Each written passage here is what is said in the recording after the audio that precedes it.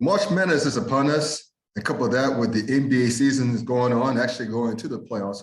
A better way to bet on those games and games in other sports like the Premier League and everything else, or even Major League Soccer, than betus.com, where you can get 125% of the sign-up bonus, which is up to $2,500 by using the promo code TKT for the Klown Times. So what are these other perks here? You can bet on the go. You can bet anytime, anywhere on your mobile device. You get fast pass, or you get paid immediately every single time. And last but not least, you can you could do live betting where you can bet during the game, getting the early and the best lines. Again, use my promo code TKT for the Klown Times to get up to 125% of the sign-up bonus, which is up to $2,500. So again, not to sound like a broken record, but go to betus.com where the game begins. The exciting of a news, even more exciting, HBCU news. Yeah. I could go, we go various directions, man. Exactly. What's going on with the Southern Heritage, suing Jackson State? Then Byron Allen, Allen, making a deal with the SWAC to air its games on HBCU Go. It's a streaming device, new streaming device. Well, and a network. And the network too. So I'm going to look that up so I can download it on my phone. But basically, let's start with what's happening with the Southern Heritage suing Jackson State. I'm pretty sure you're much in the know about this. So I'm going to turn it over to you. Give us your knowledge of what's going on, the players here, and what do you think is going to come from this shit? You know what? I'm not fully in the know. I'll go ahead and I'll admit, but based upon what I've heard, it's still a continuation of what we talked about earlier, right? Right.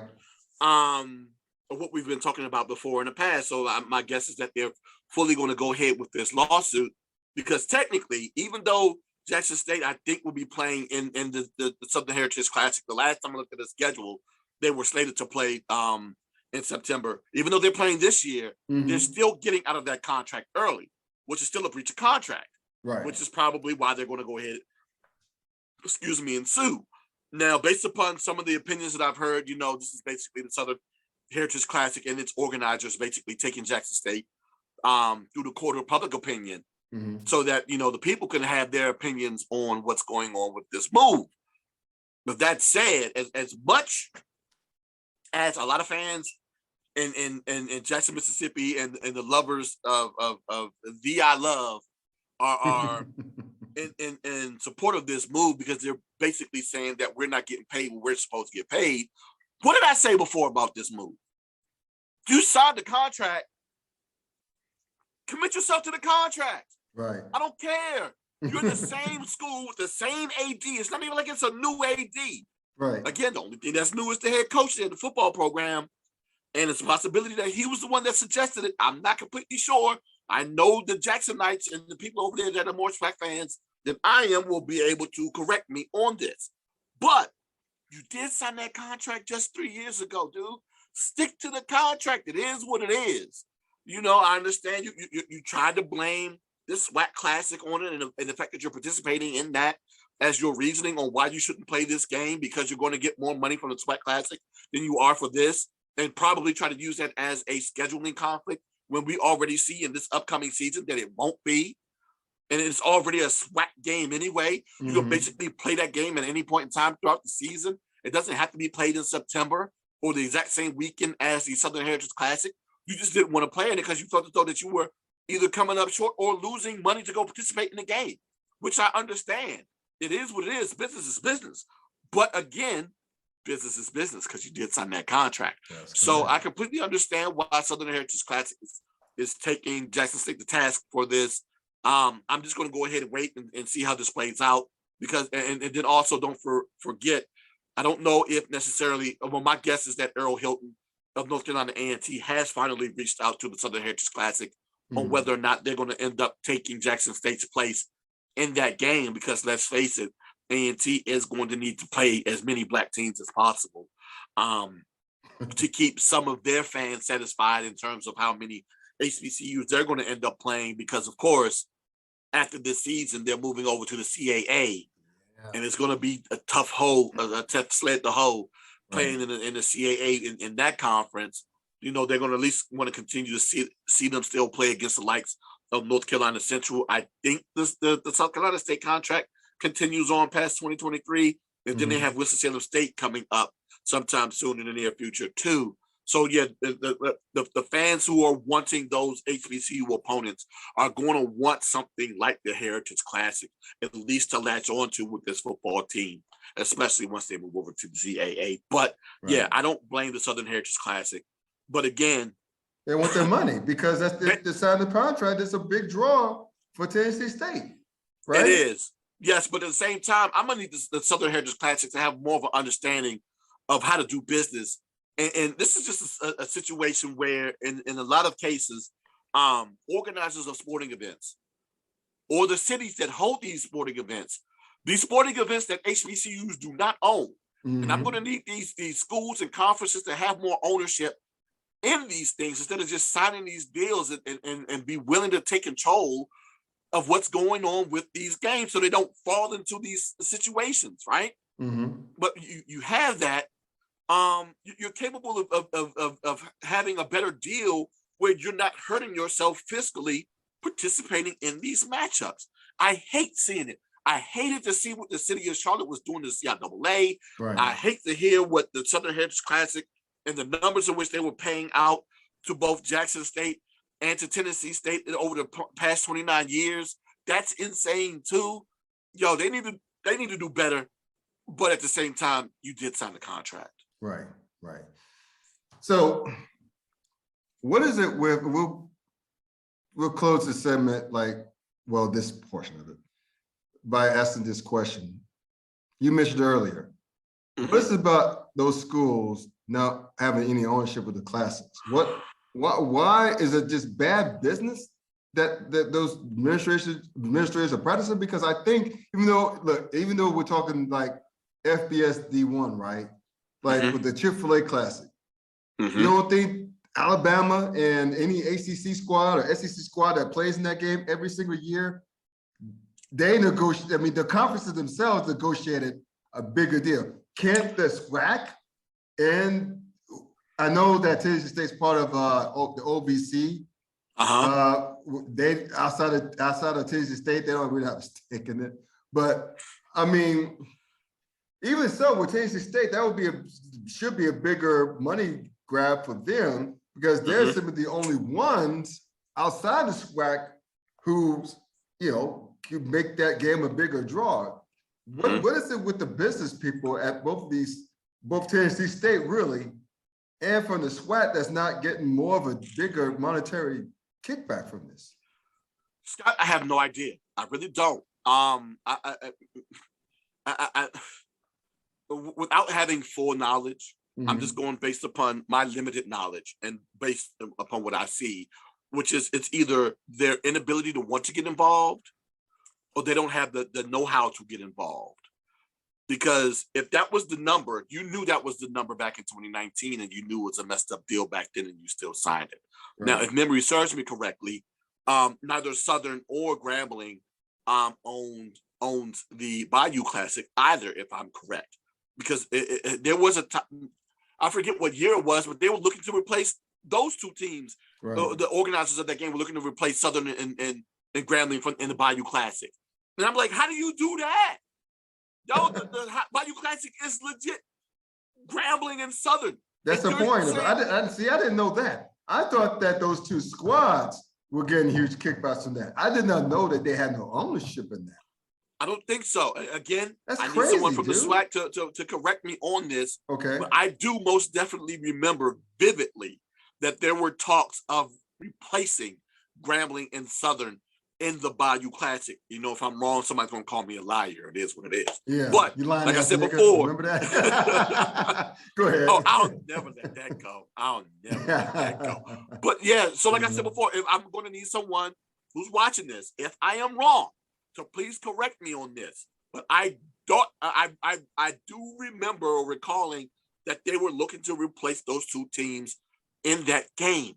And for whatever reason, it's probably like that with a lot of other classes. I don't necessarily know the full involve. I know the payout for the Celebration Bowl, but I don't know how much of an involvement that the Celebration Bowl currently has. Well, again, they just recently signed a 6-year deal, so my guess is that they're fine with the money that they're getting there. But I want to know exactly how much involvement those two conferences have in terms of the terms and conditions of their contracts, if they feel as though that they're doing wrong and they want to go ahead and make changes. But again, it's something that you're signing, and it is what it is. Yeah. Yeah, it's going to be very interesting how that moves forward. I think, I just think that Jackson State's going to come back to the table, finish out their contract, and move on. Because it's bad. It's a bad look for Deion and company to not at least honor the contract, even if you don't like it, even if you know, even it's interesting because he and Eddie George are good friends, but even I think there was contracts maybe before Deion got there. So just honor the damn contract and then move on. I don't know if they don't think that it's fiscally favorable to them, and they're capable of handling the hit, they might take that hit and move on.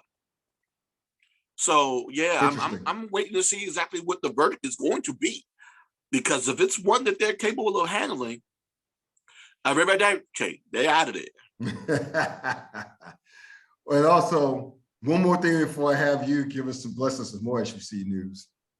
This came across a wire earlier this afternoon. Byron Allen, yes sir, the Byron Allen, a comedian. I don't want to shut him short of his accolades. TV producer and owner of entertainment studios and All Media Group, AMG. Also owns the Weather Channel. The Weather Channel, yeah. So dude's deep. Dude went from real people to show real people to fat, this big time media mogul. It's beautiful to see.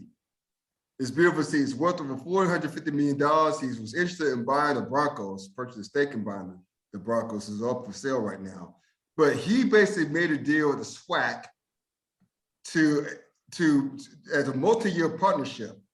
Yeah. For a new streaming home called HBCU Go. It's still set to begin the fall of 2022, this football season. So I couldn't find the financials. I know I'm going to look for HBCU Go and download it. But while we do not know the financial specifics, this has to be one hell of a deal for the SWAC, man, because you got what you wanted. A dedicated streaming service with a guy well known as Byron Allen, who doesn't make many mistakes. Not just that. Now, help me, because that's the part I want to see, right? Right. Is whether or not, yes, that, my friend, is the biggest part. I don't think you saw that. HBCU Go is free. Wow. That is the biggest part. So this whole conversation about getting HBCU athletics onto streaming networks, which one should they go to? What should they do? My biggest detractor in terms of signing on to a streaming network, if it wasn't ESPN or something that was related to, say, like maybe Fox Sports or CBS, if you're going to have to pay an additional fee, if the viewers are going to have to pay an additional fee for a new service, say like having to go to Flow Sports, I don't know if we, not only as HBCU alums, but your average fan will be willing to come out of pocket to pay for a new streaming service where all they're going to do is watch HBCU athletics to make it favorable fiscally for this conference. It was going to have to be something where they already had some sort of, in my opinion, and again, I'm not the brightest as it comes to television network deals and how they're handled, but what I am smart in is budgeting. right? Most of us already have several streaming services now. Scott, raise your hand along with me if you have these streaming services. Do you have Amazon Prime? Okay, keep your hand up if you have what's that? Disney Plus, which of course includes Hulu if you have the Plus. Okay. Do you have Apple TV? I hadn't activated the subscription yet, but I got it. It's waiting, yes. Paramount Plus. Peacock. Yes. See, Bel you know Air. what I'm saying? So yeah. yes, right. So there's just HBO Go. Yes. Now HBO Max now. HBO Max. HBO Max, I'm sorry. Yes. Yeah. So if you already have cable, you already have HBO Max. But you get my point. The thing is, you're looking, or you are hoping to have this new streaming service for people to pay for, with potentially only HBCU athletics there, and hoping, because the thing is, yes, it's fun and fine and dandy to only cater towards HBCU alums and fans, right? But let's be real. The way that the Power Five and the major conferences became that is because more than their alums watch the games and are fans. So if you can get your non-traditional fan to come over and watch, it's that much better. And then now in this case, it's a free streaming service, which means that Byron Allen is willing to go ahead and pump in the advertising dollars and kick that back out to the conference and the institutions without having to force your fans to pay for a streaming network. My God, Byron Allen is a saint. My God. This Very is smart actually dude. what, yes, this is what I was hoping for. I was hoping that he would either go the way that the MEAC or the SWAC, or even the CIAA and the SEAC will go the way of either a streaming service that's not having people having to go an additional way of coming out of their pocket to pay for it, which would end up not only hurting us as fans, but also taking away the non-traditional fan. Right. Or just go to a free a streaming service that's free. They can go. This is insane. And the fact that they're going to go ahead and end up broadcasting well over 2,000 events a year, which includes, of course, football, basketball, and all of the other Olympic sports that HBCUs currently have within the SWAC. It is a win-win situation. Yes. This is huge. Yes, it's extremely huge. Yeah. And that is exactly what McClendon said during, I think it was the Celebration Bowl or the SWAC championship game. It was sometime, toward the end of the football season, when it was asked about the availability of games and streaming and what the SWAC was going to do in the future. And he said that he was in the process of having something that, in terms of presentation, would be more appealing, because they could have very easily just gone to their SWAC digital network page that they have on YouTube and broadcasted the games. Yeah. But he wanted something better. Going to Byron Allen, who got the cheese, I'm going to go ahead without even seeing it say that it's better.